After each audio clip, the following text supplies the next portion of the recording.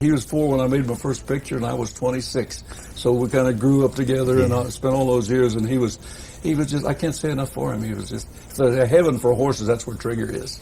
When Roy Rogers passed away in 1996 at the age of 86, the world lost more than just an entertainment icon. It lost a man whose greatest legacy would remain largely hidden from public view for another 3 decades. The Roy Rogers that Americans knew was the smiling cowboy on horseback, the man in the white hat who always did the right thing. But the story that his daughter Mimi would eventually reveal showed us that the real Roy Rogers was far more complex, far more compassionate, and far more human than the legend that Hollywood had constructed around his name. For nearly 30 years after Roy's death, the real story stayed locked away, a private family truth that only those closest to him truly understood. It wasn't a scandal or a secret meant to be hidden in shame. It was simply the intimate reality of how one family responded to unimaginable loss by opening their hearts in ways that society at the time told them they shouldn't.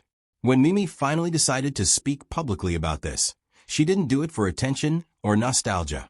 She did it because the people involved deserved to be remembered as they actually were, not as the polished figures on movie posters, but as vulnerable human beings who faced suffering and chose love instead of despair.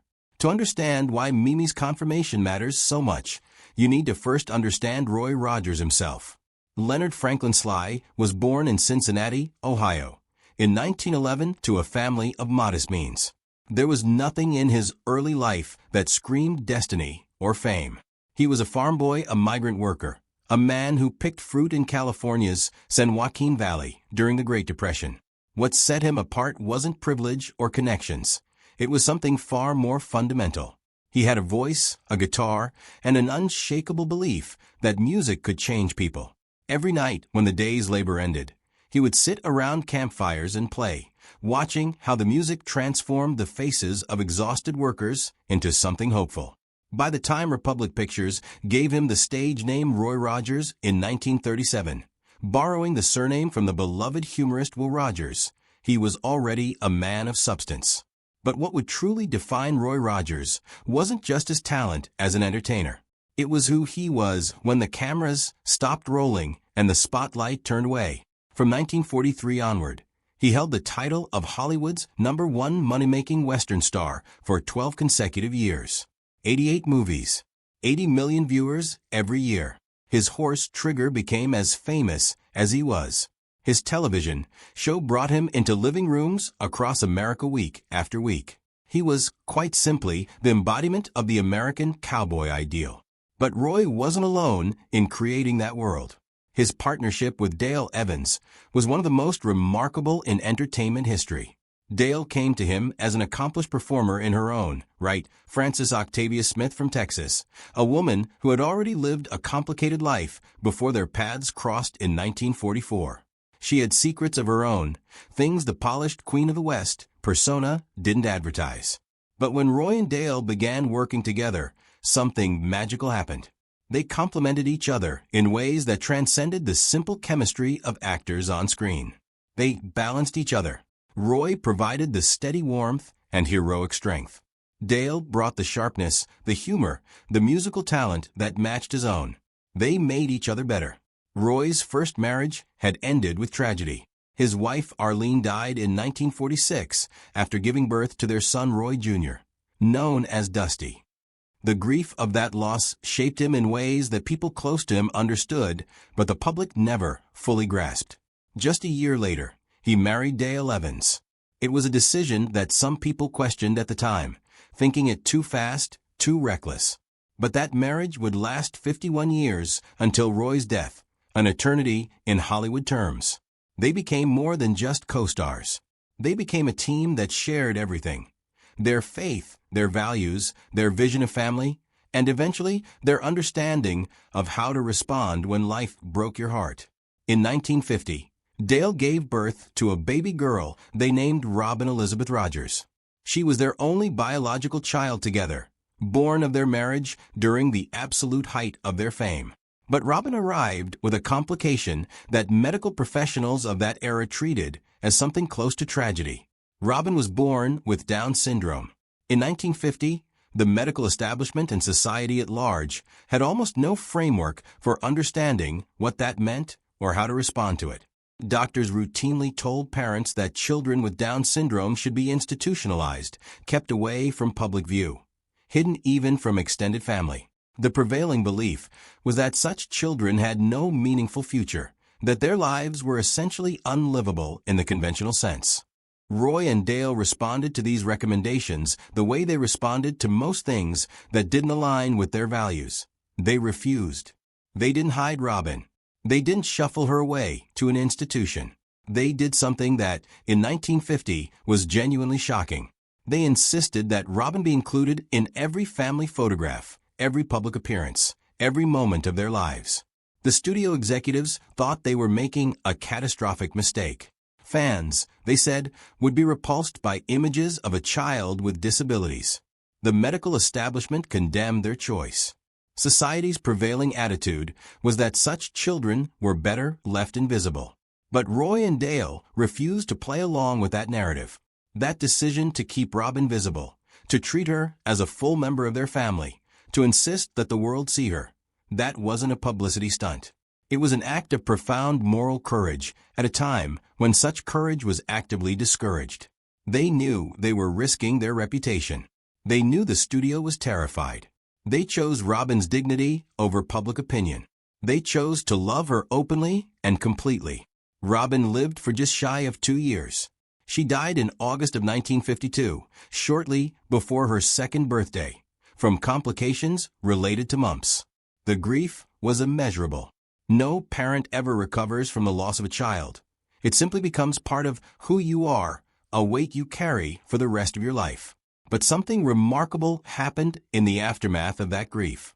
Dale Evans sat down and wrote a book. She wrote it from Robin's perspective, as if Robin herself were narrating her short life from heaven. She called it Angel Unaware. When it was published in 1953, it became a bestseller. For countless parents who had been told to be ashamed of children with developmental disabilities, it was a lifeline. It said their children's lives had meaning, had dignity, had worth. It changed public perception. It changed lives. But there was something else that Robin's death changed, something nobody talked about publicly for decades. It changed how Roy and Dale chose to build their family going forward. In 1954, 4 years after Robin's death, Roy and Dale made a decision that would reshape their lives. They flew to Scotland and adopted a 13-year-old girl named Marion, who went by Mimi. She had spent significant portions of her childhood in an orphanage during World War II, years of institutional life that no child should have to endure. She had no family, no home, no certainty about her future. And Roy and Dale brought her across the ocean to become their daughter. Mimi has spoken in interviews over the years about what it was like to go from orphanage life to becoming the daughter of the most famous cowboy in America. The culture shock was severe. But what she remembers most powerfully isn't the fame or the glamour of Hollywood. What she remembers is something far simpler and far more important. Inside the house, Roy and Dale weren't celebrities. They were mom and dad. The warmth was real. The love was real. For a girl who had known institutional coldness and uncertainty, that warmth meant everything. But perhaps the most important thing Mimi confirmed when she finally spoke about her adoption decades later was the connection between Robin and her own place in the family. She understood that her adoption wasn't random. She believed, and has said so directly, that the reason Roy and Dale came to adopt her was fundamentally connected to the loss they had experienced. Robin's death created a space in their hearts and their home, and instead of leaving that space empty, they chose to fill it by opening their lives to children who had no families of their own.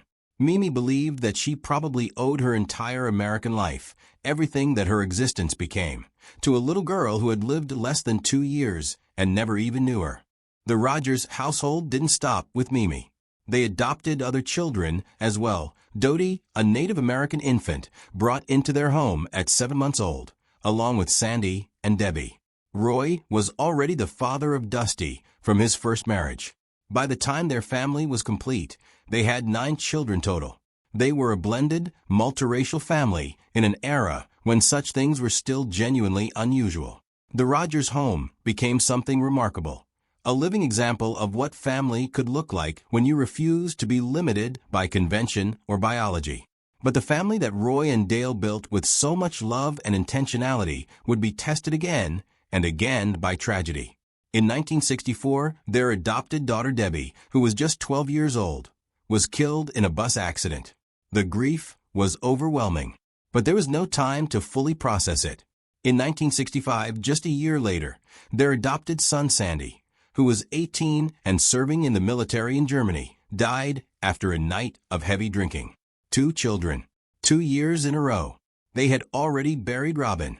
Now they had lost 2 more. To lose 1 child is something most people cannot fully imagine.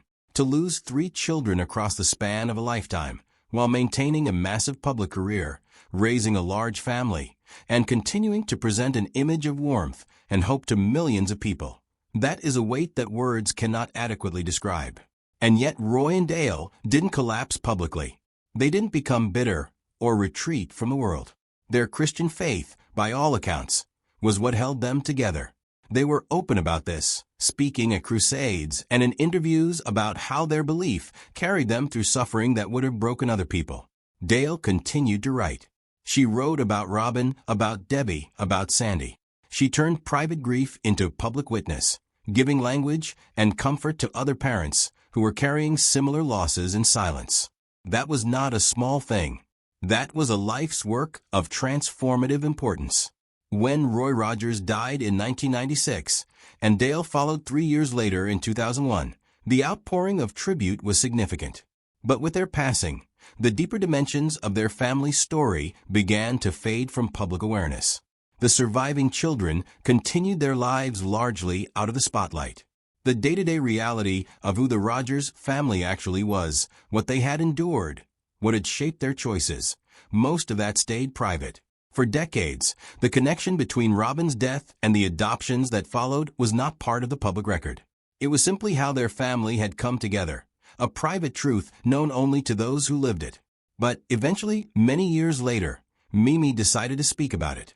Not for publicity, not for any strategic reason, simply because the story was true and the people involved deserved to be remembered fully as human beings, not just as icons. When Mimi confirmed the story, it reframed something millions of people thought they already understood about Roy Rogers. Most knew him as the king of the Cowboys, the man in the white hat. But the fuller picture is of a man and woman who responded to private suffering by expanding their capacity to love rather than contracting it. They lost Robin. They could have closed themselves off from the pain. Instead, they opened their hearts to children who had no one else. That's the real story, and it's better than any legend Hollywood ever created. Like, subscribe, and follow for more.